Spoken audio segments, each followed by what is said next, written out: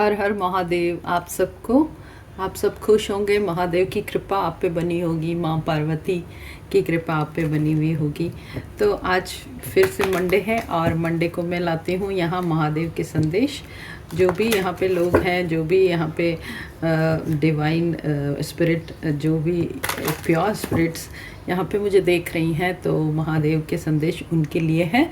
ईश्वर आपके लिए ये संदेश इसलिए लाए हैं क्योंकि कहीं ना कोई रुकावट आपके जीवन में आ रही है और आप उनसे रुकावटों से लड़ नहीं पा रहे। अगर आप लड़ रहे हैं तो आपको रिज़ल्ट नहीं मिल रहा है, अगर आपको रिज़ल्ट मिल रहा है तो आपको सेटिस्फैक्शन नहीं मिल रहा है। कुछ ना कुछ ऐसी कमी है जो कि आप यहाँ ईश्वर की शरण में आए हैं, महादेव की शरण में आए हैं। और आप आए भी नहीं हैं, आपको बुलाया गया है। आप यहाँ पे ईश्वर की कृपा से, भोले बाबा की कृपा से ही आए हैं। तो चलिए जान लेते हैं कि भोले बाबा आपको क्या बताना चाहते हैं। ईश्वर का नाम ले लीजिए, भगवान का नाम बहुत ज़रूरी। ओम नमः शिवाय 3 बार ले लीजिए। चलिए देखते हैं पहला कार्ड क्या कह रहा है, आपको क्या संदेश दे रहा है। आदि योगी का कार्ड आया है जो कि आपको बता रहा है कि आपको योगा के पथ पे, यानी कि ध्यान के पथ पे चलना है। लोग सोचते हैं कि योगा का, ध्यान का हमारे जीवन की मुश्किलों की परिस्थितियों से क्या संबंध है। आपकी जो 7 चक्रास है वो ही आपके जीवन में सारा असर डालते हैं, आपके शारीरिक मानसिक विकास पे भी। और अगर आपका शारीरिक मानसिक विकास सही है, आपके चक्रास अलाइंड हैं, तो आपका बौद्धिक स्तर वो बहुत हाई होगा, इंटेलिजेंसी हाई होगी, आप अच्छे डिसीजन ले पाएंगे।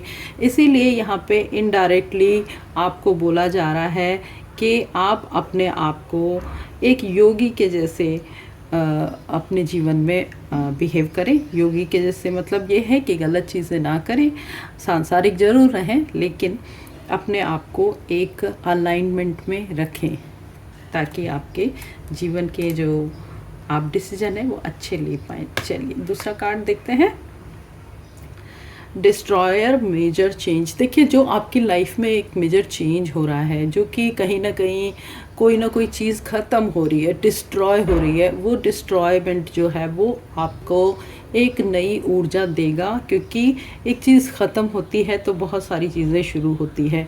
एक पौधा ख़त्म होता है तो उसके चारों तरफ जो है उसके बीज से असंख्य पौधे उगते हैं। वैसे ही जो ब्रह्मांड ख़त्म, जो डिस्ट्रॉय हुआ था, तो उससे कई प्लैनेट्स बने थे। वही तरीका है, वही लाइफ में भी हम सबकी लाइफ में एक ही फंडामेंट्स काम करते हैं, लेकिन उसको समझना, उसको अपने जीवन में अप्लाई करना बहुत ज़रूरी है। इसलिए इस डिस्ट्रक्शन में आप डिस्ट्रॉय ना हो जाएं, इस डिस्ट्रक्शन में आप अपने आप को कहीं खो ना दें, इसमें अपने आप को मजबूती से खड़ा रखें।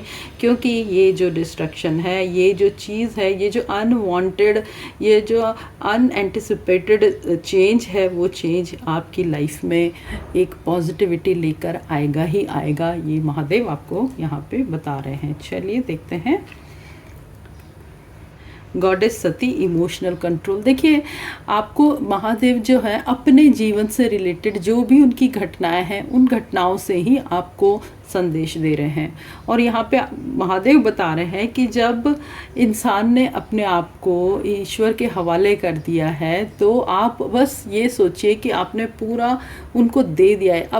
अपने आप चीज़ों को आप डिसाइड मत करिए, किसी का फैसला मत सुनाइए। ये महादेव है, महादेव अपने फैसले खुद सुना सकते हैं, उनके ऊपर कोई नहीं। लेकिन आपके ऊपर ईश्वर हैं, आपके ऊपर वो हैं। इसीलिए इमोशनल होकर अपनी लाइफ को डिस्ट्रॉय मत कर दीजिए, दूसरों की लाइफ को डिस्ट्रॉय मत कर दीजिए। सबके कर्मा उनके साथ हैं। अगर किसी ने आपके साथ बहुत ही गलत किया है, इमोशनली आपको ड्रेन कर दिया है, धोखा दिया है, आपके दिमाग का बिल्कुल बाजा बजा दिया है, किसी ने बिल्कुल आउट ऑफ कंट्रोल हो गए हैं आप इमोशनली, तो भी आप डिस्ट्रॉय नहीं कर सकते, किसी को नुकसान नहीं पहुंचा सकते। कंट्रोल करना ज़रूरी है, क्योंकि ईश्वर उसको देखेंगे, उसके कर्मास उसको देखेंगे। ईश्वर शायद माफ़ कर दे, लेकिन कर्मा माफ़ नहीं करते। किसी न किसी तरीके से उसको अपना कर्मा मिलेगा ही मिलेगा। ठीक है, जस्ट वेट एंड वॉच।